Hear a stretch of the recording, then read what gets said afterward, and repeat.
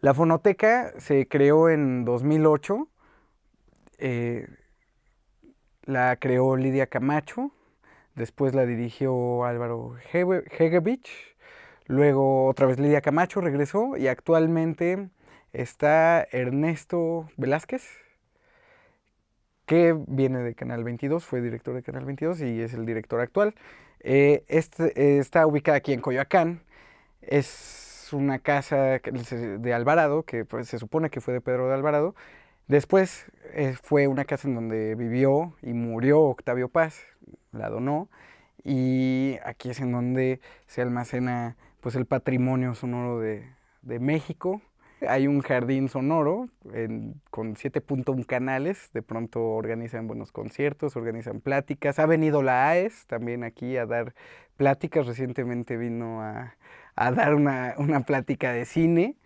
Hay café gratis y pues pueden venir a escuchar cualquier grabación que se les ocurra. Está la voz de Porfirio Díaz, hay voces de entrevistas, hay radio zapatista, hay radionovela, hay música de concierto, hay jazz, funk, metal, todo lo que ha formado parte de nuestra identidad, de nuestra historia como país y del mundo también. En la Fonoteca Nacional hay dos axiomas principales, que es preservar el sonido y difundirlo, ¿no? Como un patrimonio de la humanidad y sobre todo patrimonio de la nación.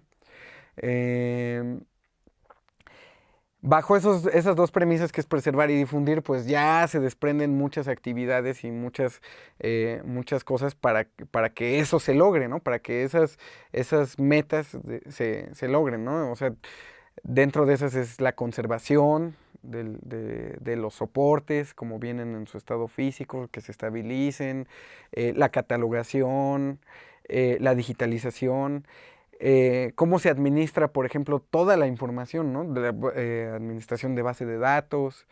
Son muchas disciplinas que giran alrededor de la preservación y de la difusión del sonido. La misma difusión también involucra disciplinas como ciencias de la comunicación, mercadotecnia.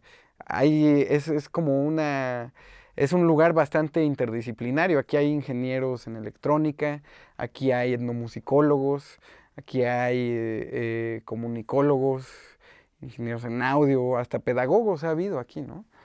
Y lo que yo hago en la Fonoteca Nacional es restauración de audio. En la Fonoteca hay diferentes tipos de archivos, hay de formatos, de soportes. Hay cintas magnéticas, hay discos, hay cilindros de cera, hay alambre. De cintas es un mundo también, ¿no? Hay cintas con base de tereftalato de polietileno, cloruro de polivinilo, papel. Cada soporte tiene sus problemas, cada soporte tiene su tipo de deterioro y cada soporte se tiene que intervenir de forma diferente, ¿no? A la hora de que se hace esta intervención, se le llama conservación para que pueda ser almacenado, ¿no? Hay soportes incluso que se ponen en cuarentena porque tienen hongos y que son contagiosos y que pueden afectar a otros soportes. Y hay un edificio especializado para poner esos soportes en cuarentena. En cuestión de cintas, las cintas se hornean, las cintas cuando tienen un deterioro, un daño que se llama hidrólisis, las cintas pueden venir resecas, las cintas pueden tener flaking. El flaking es como que se deshacen, se hacen como hojuelas. Tienen print-through. Print-through es cuando la información se permea, las partículas no vienen... la información del embobinado se empieza a permear en las demás partes de la cinta, ¿no? Este problema se arregla adelantando y regresando la cinta rápidamente, ¿no? Hay cosas que se solucionan muy rápido, hay cosas que no se pueden solucionar ya nunca.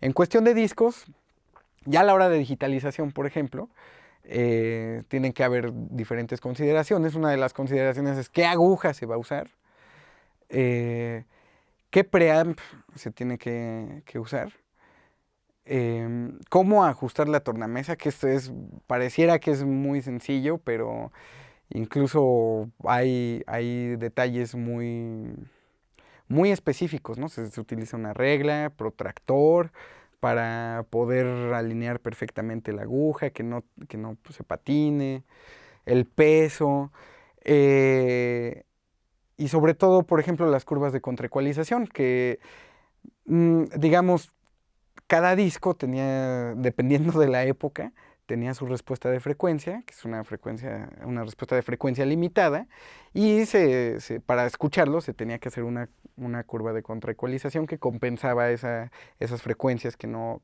tiene en el intercambio de la aguja y el surco, ¿no? Que no se generan en ese intercambio. Las frecuencias graves del surco, pues las frecuencias graves más bien son las que se perdían, ¿no? Entonces las curvas de contraecualización lo que hacen es compensar esa pérdida, pero fueron cambiando y se fueron estandarizando con el tiempo. Entre 1877 y 1925, que es la era acústica, mecánica, no había curvas de contraecualización. Uno de los proyectos que estamos haciendo, por ejemplo, que están pendientes en la Fonoteca, que es la restauración del himno, de la primera grabación del himno nacional, eh, es un proyecto de esa época, entonces no lleva curva de contraecualización. Ya más adelante se fueron implementando diferentes curvas para poder compensar estas frecuencias. Y lo que se hace es, hay una institución que se llama IASA, que tiene como una norma internacional de digitalización de los diferentes soportes, cassettes, cintas, DATs. Bueno, DATs ya es un soporte digital, pero ya también hay cómo pasarlo a un almacenamiento. Y la IASA tiene los datos del catálogo, el modelo, del disco, qué época y qué curva de contraecualización le pertenece. Si nosotros tenemos un disco con la información de su época, de su catálogo y de su número de serie incluso, podemos hacer esos procesos a la hora de digitalizarlo. Cuando se digitaliza con una plataforma que se llama Noah Records, que es una plataforma austriaca con convertidores analógicos digitales avalados precisamente por la IASA. Y es un sistema bastante grande que permite la digitalización masiva de diferentes tipos de soporte. El soporte se guarda a 96 kHz. Bueno, dependiendo, ¿no? Dependiendo. Si es una ópera, por ejemplo, que es un contenido con muchísimo rango dinámico, ¿no? Se digitaliza a 32 bits flotante, 96 kHz. Cuando es voz, se baja el sample rate y se digitaliza a 48 kHz y me parece que a 24 bits. Se almacena en WAV y se pasa al sistema y se almacena en discos duros y en cintas LTO, que son unas cintas magnéticas y aparte creo que pasa a otros 3 servidores. Y bueno, entre todos estos procedimientos entra el flujo de restauración porque nosotros vemos como una necesidad que se difunda el sonido, ¿no? Está muy bien que esté en una bodega almacenado, pero la fonoteca no puede ser un cementerio de sonidos. A fin de cuentas, el ciclo de preservación se cumple hasta que se preserva en la memoria de la gente. A partir de ahí, nosotros este año presentamos el flujo de restauración en la Cumbre Iberoamericana de Preservación del Patrimonio Sonoro. Y pues fue bastante bien recibido el proyecto. Restaurar, en una definición también muy burda, muchos podríamos decir que es volver a hacer que algo, lo que sea, puede ser una vasija, puede ser un coche, puede ser una escultura, una pintura, algo quede exactamente como estaba el original. Sin embargo, es un poco más complejo porque la restauración sí interviene en esa dirección, el audio sobre todo, que ahorita que estamos hablando de audio, pero en general cualquier objeto, pero tiene que respetar su historicidad, sus instancias tecnológicas, sus instancias estéticas y sus instancias contextuales. Y parte de la historicidad y de la identidad de cualquier objeto a restaurar es el paso del tiempo. Y el paso del tiempo pues deja cicatrices y deja daños, ¿no?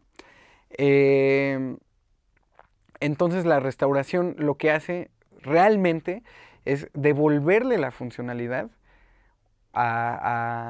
y devolverle el significado o resignificar el objeto a restaurar, ¿no? En el caso del audio, un ejemplo muy claro que te puedo decir, y sobre todo es hasta como ya una práctica que se hace aquí, no se trata de quitar el ruido indiscriminadamente.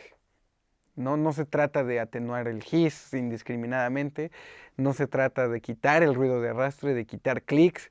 Eso es una postproducción o una remasterización, si lo quieres ver así, ¿no? Eso ya es una intervención aleatoria. Lo que tratamos de hacer aquí es respetar esa identidad. Y, por ejemplo, cada soporte, cada contenido también tiene sus particularidades y tiene sus objetivos, y dependiendo de sus objetivos, es como se va a intervenir. Ese es el enfoque de la restauración. Hace poco tú me preguntabas de esta cuestión moral y ética de cómo restaurarlo, y es esa.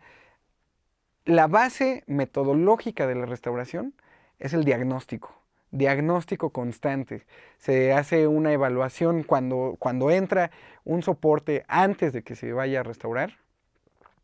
Se hace un diagnóstico de su valor de entrada, ¿no? A ver si vale la pena de entrada que esté en la fonoteca, ¿no? De su valor histórico o de su contexto político, de todo, ¿no? De cualquier cosa que valga, ¿no? Y ya que se hace ese diagnóstico, ahora se hace otro diagnóstico de qué se le va a hacer. Normalmente la cuestión de las herramientas y de los procedimientos son muy sencillos. Yo creo que todos entendemos los hertz, los decibeles, y todos entendemos, si nos ponen una herramienta que nosotros ocupamos muy seguido, que es el RX o el CEDAR, no sé. La herramienta la podemos entender cualquiera de los que hemos estudiado audio. Y son procedimientos más o menos rápidos. Lo que cuesta trabajo y lo que es el procedimiento más lento y lo que hace de esto una verdadera talacha es la parte del diagnóstico, ¿no? Saber de dónde viene el audio, de dónde viene ese registro, para saber a dónde va, ya que sea restaurado. Pues la verdad es que es un trabajo bien interesante, ¿no? De las cosas que a mí en lo particular me han gustado mucho restaurar es a Manuel M. Ponce. Es una grabación de él dando su última entrevista antes de morir. Que aparte Ponce era un personaje interesante, ¿no? Era por sí mismo, o sea, más que ser un gran músico, también era una persona interesante, muy sencilla, nacionalista. Y cuando lo entrevistan, pues puedes escuchar lo que lees de él, lo puedes escuchar. Y la sorpresa de esta restauración es que sale él siendo entrevistado, y aparte en la entrevista tenían un piano y sale tocando él sus propias obras. Entonces, pues escucharlo tocar Estrellita es como muy evocativo, porque aparte la toca muy diferente a como la tocan en general, ¿no? La tocan siempre muy lenta y muy engorrosa, y él la toca más firme, más conciso, más sólido, ¿no? Más como él la visualizó.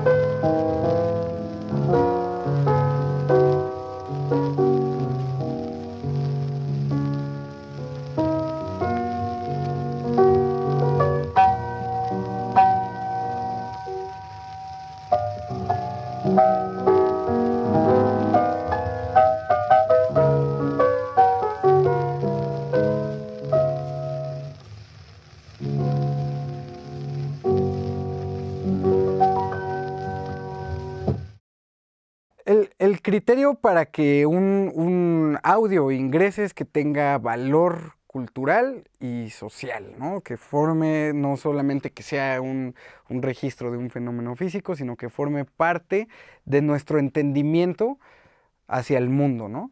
Hay sonidos que no necesariamente son culturales, por ejemplo, el sonido de un jaguar, pero bueno, también si nosotros hablamos de un jaguar, sabemos lo que significa un jaguar para nosotros, ¿no? A lo mejor para un alemán no significa lo mismo que para nosotros un jaguar, ¿no?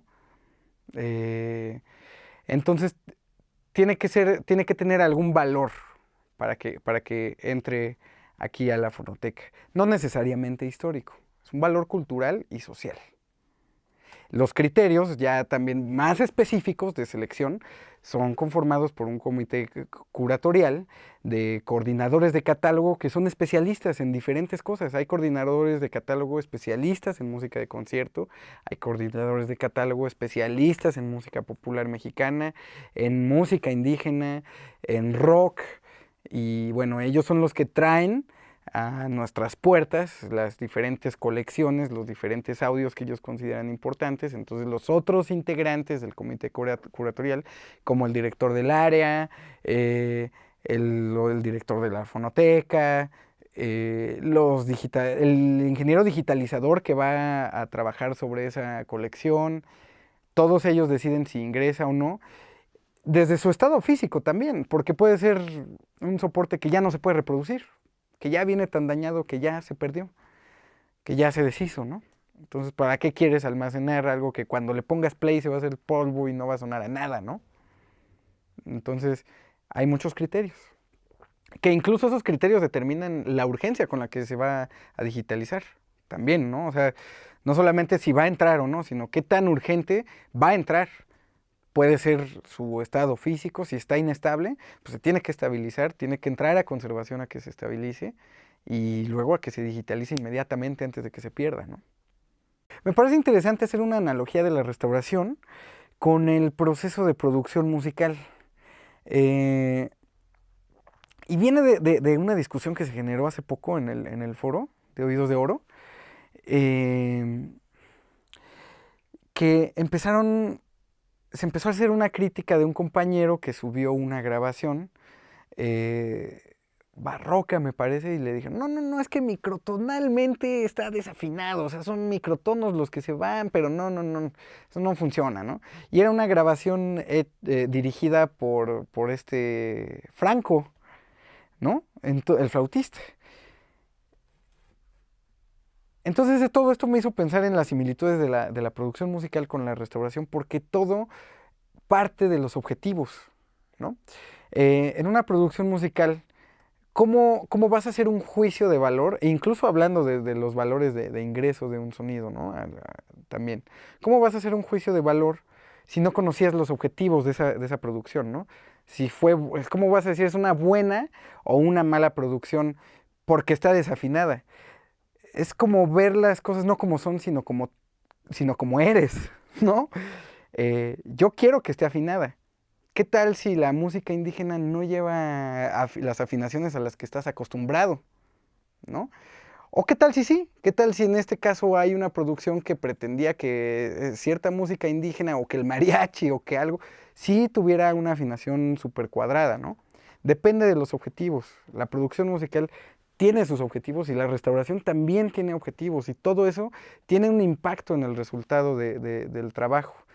Con respecto a los nuevos archivos que se están creando, a los nuevos registros de sonido que ya vienen en soporte digital, pues también este es espacio para esos registros, ¿no? Repito, esto no es un museo de cosas viejas. Esta es la Casa de los Sonidos de México y aquí se ingresa todo lo que tiene valor histórico y el presente es parte de la historia. También platicando con otro compañero, yo le decía que esto es como un trabajo multidireccional, porque ves hacia el pasado para poder comprender un poco más del presente de la grabación y también para ponerlo a disposición de generaciones futuras. Entonces es un trabajo en muchas direcciones que necesita muchos tipos de lecturas. de muchas disciplinas y de muchos cuestionamientos y de una evolución constante. La pintura, pues es un arte viejísimo, la cocina, la gastronomía, más bien. Pero, el registro sonoro, el audio, el primer registro fue en 1857, fue el fonoautógrafo. Y bueno, creo que se empezó a usar hasta 1860, 3 años después. Entonces, ¿qué tendrá? Unos 150, 160 y tantos años. Es una disciplina bastante joven en relación a nuestra civilización, ¿no? Sin embargo, pues ya pasando un siglo ya se empieza a sentir cierta distancia y ya se empieza a sentir la necesidad de preservar esos registros. Esa es la función, a fin de cuentas, de la fonoteca. Esa es la función de digitalizar, de catalogar, de restaurar, preservar y difundir algo que ya se empieza a sentir un poco a la distancia, pero también preservar lo nuevo, para que cuando esa distancia sea más larga, esté a disposición de cualquier forma de las futuras generaciones y que esas generaciones, así como nosotros podemos más o menos entender nuestro pasado, porque no hay muchos registros, no hay mucha documentación del audio, pues lo ideal es que las futuras generaciones sí entiendan y sí sepan qué se hacía con respecto al sonido en 2018, ¿no? 2017, 2018, 2016, 15, 14, en la época presente nuestra. Escucha cómo mi canto es caricia divina que va rompiendo el silencio prohibido y desafiando al azar. Este es el canto de mi tierra herida y también medicina, lágrimas tibias que saben a sal. Dame la luz de tus días que yo por mientras te entrego mis noches.